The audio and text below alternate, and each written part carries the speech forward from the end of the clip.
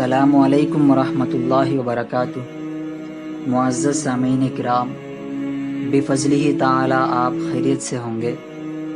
تقدیر، عام طور پر تقدیر کے مسئلے پر اعتراض کیا جاتا ہے کہ جب کسی شخص کا جنتی یا جہنمی ہونا، نیک بخت یا بدبخت ہونا پہلے ہی تقدیر یعنی ڈیسٹنی لکھا جا چکا ہے تو پھر عمل کرنے کی کیا ضرورت ہے؟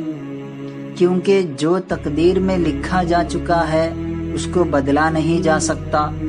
جنتی جنتی ہی رہے گا اور جہنمی جہنمی ہی رہے گا۔ دراصل اعتراض کم فہمی اور تقدیر کے مسئلے کو اچھی طرح نہ سمجھنے کی بنا پر ہے، کیونکہ تقدیر میں جس شخص کے بارے میں یہ لکھا ہوا ہے کہ وہ جنتی ہے، وہیں اس کے بارے میں یہ بھی لکھا ہوا ہے کہ وہ ایسے اعمال کرے گا جن کے نتیجے میں وہ جنت کا حقدار ہوگا، اور جس شخص کے بارے میں یہ لکھا ہوا ہے کہ وہ جہنم میں جائے گا، وہیں اس کے بارے میں یہ بھی لکھا ہوا ہے کہ وہ ایسے اعمال کرے گا جن کے نتیجے میں وہ جہنم کا مستحق ہوگا۔ بہرحال جس طرح کسی شخص کا جنتی یا جہنمی ہونا تقدیر میں لکھا ہوا ہے، اسی طرح اس کے مناسب اچھے برے اعمال بھی تقدیر میں لکھے ہوئے ہیں۔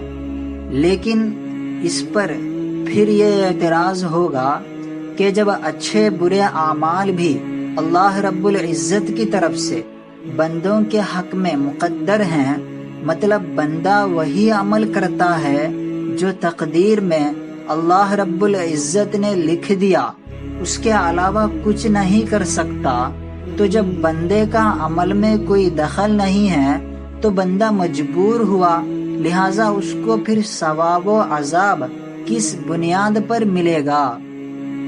تو اس کا جواب یہ ہے کہ بندہ مجبور نہیں ہے، کیونکہ اللہ رب العزت نے اس کو اختیار یعنی چوائس دیا ہے، پھر اختیار کے ساتھ عقل بھی عنایت فرمائی ہے تاکہ بندہ اچھے برے کی تمیز اور پہچان کر سکے۔ اس کے بعد اللہ رب العزت نے یہ بتانے کے لیے کہ ہدایت کا راستہ کون سا ہے اور گمراہی کا راستہ کون سا ہے، انبیاء کرام علیہم السلام کو بھیجا۔ لہٰذا اگر کوئی بندہ اس کے بعد بھی اچھے اعمال کو چھوڑ کر برے اعمال اختیار کرتا ہے تو یہ اس کی غلطی ہے، اور وہ عذاب کا مستحق اپنی غلطی کی وجہ سے بنا۔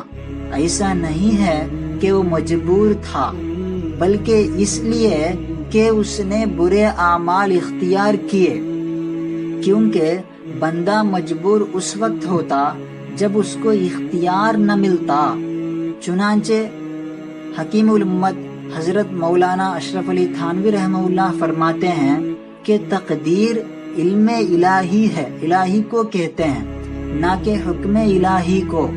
مطلب یہ ہے کہ اللہ رب العزت کو پہلے ہی سے معلوم تھا کہ میں فلاں بندے کو اختیار دوں گا اور وہ فلاں فلاں اعمال عمل کرے گا، اس لیے اللہ رب العزت نے پہلے ہی لکھ دیا کہ فلاں شخص یہ عمل کرے گا۔ یہ مطلب نہیں ہے کہ اللہ رب العزت نے اس کو اچھے برے اعمال کرنے کا حکم دیا ہے۔ بہرحال بندہ اس لیے نہیں کرتا کہ اللہ رب العزت نے ایسا لکھا ہے، بلکہ اللہ رب العزت نے اس لیے لکھا کہ اللہ تعالی کے علم میں تھا کہ وہ ایسا کرے گا۔